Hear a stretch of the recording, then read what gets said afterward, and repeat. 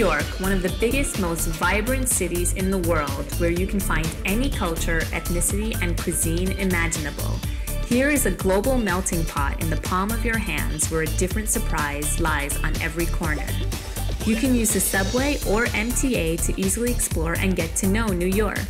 I am Gulay Çelebi, and I'm a New Yorker. I'm going to show you guys the different faces of New York. Let's begin.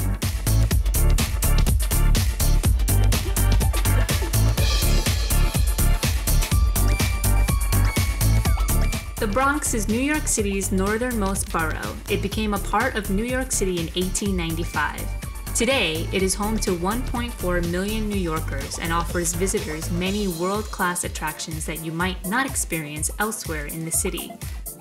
It is the birthplace of rap, hip-hop music, and home to one of the country's most storied professional baseball teams, the New York Yankees.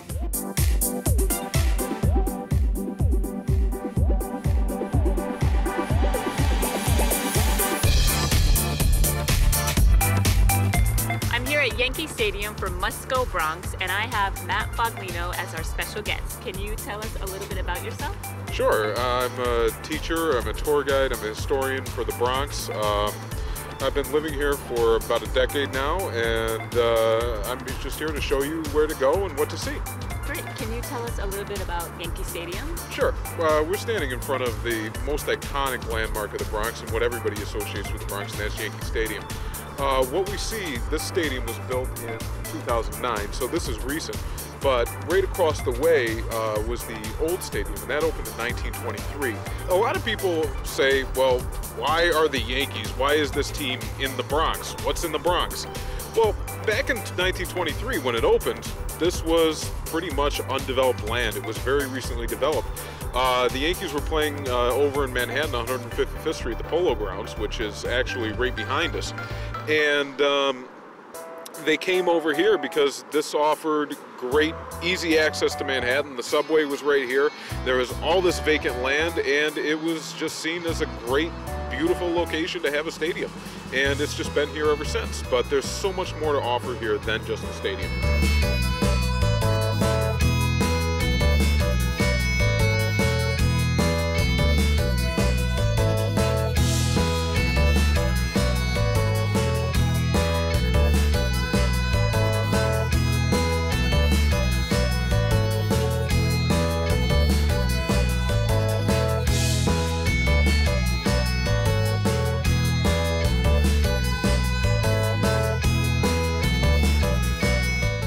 And one of the beautiful things about it up here is it is a nice place to live, and that's what a lot of people don't realize.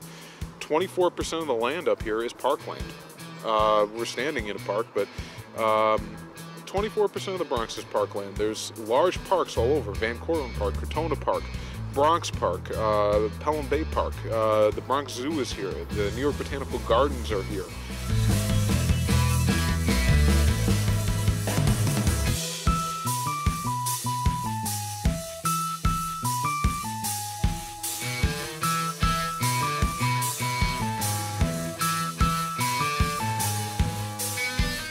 We have a great example of some of the ways that some really interesting arts are being exhibited in the Bronx. This is an outside exhibit in front of the Bronx Museum called Albuquerque Landing with this fluorescent pink paint.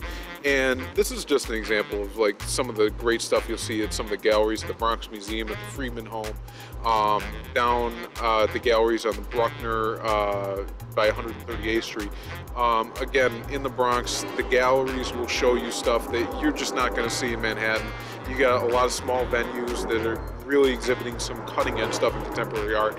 And this is stuff that you're not going to see in the big galleries for 5, 10, 15 years yet. But you can see it here. You can see it now. This is where the cutting-edge stuff is happening.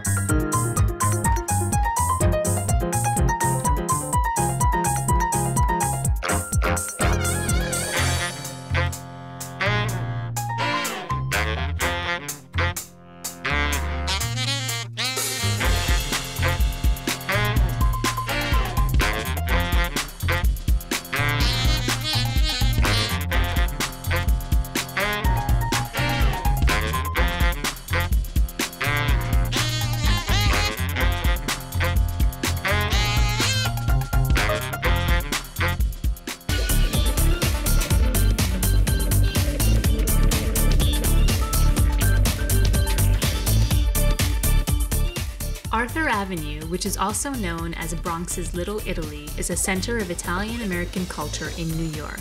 There are a wide variety of shops related to Italian food in this area, and it is definitely one of those places you should take an afternoon to explore.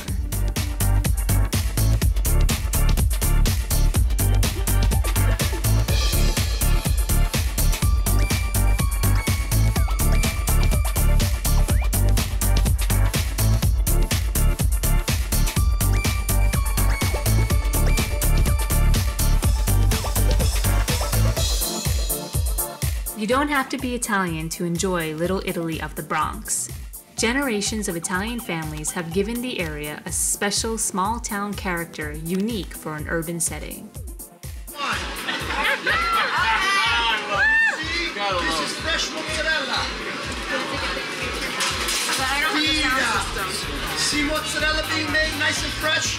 No factory that you gotta wait 2 weeks till you get there. There's fresh mozzarella. The way we make our mozzarella, in Italy, mozzarella is only made in a factory.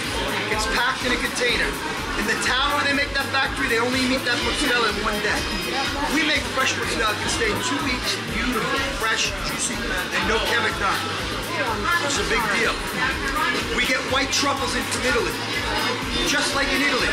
The only thing is, we try to sell them, you smell that. That perfume, the expression, there's only one thing in the world better than that. To a man, it's a woman.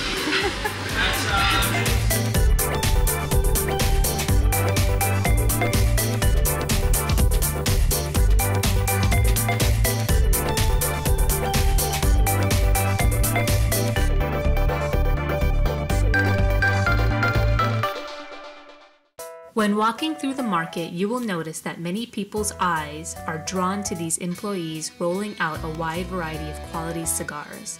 It is La Casa Grande, a brilliant and quaint cigar shop in Arthur Avenue Retail Market. If you want to buy a unique gift, this is one of the shops you must check out.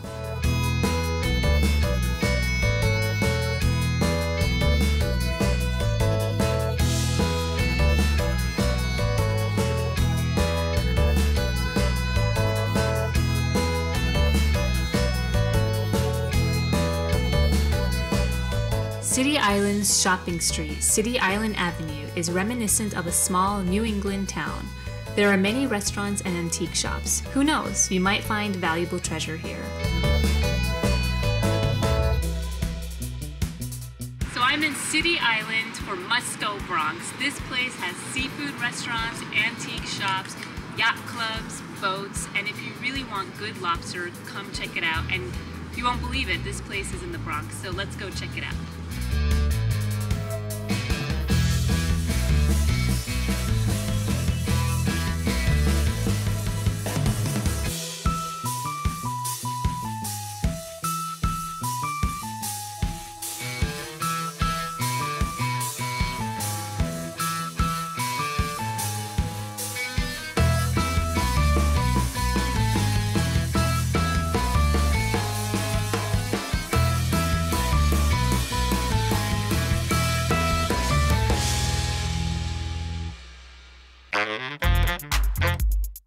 If you see a cute, small, tiny house full of people having ice cream, it must be Lickety Split. They serve homemade ice cream and have about 16 to 20 flavors for you to choose from.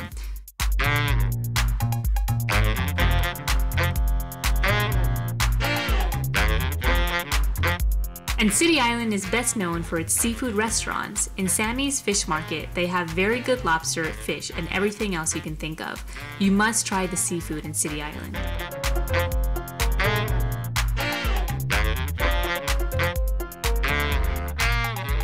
After lunch, take a walk around, enjoy the view, and watch the birds. You can even rent small power boats to go out on the Long Island Sound. Take a trip out to City Island to see a part of New York that feels so very different from anywhere else in this big city, and enjoy this quaint little place.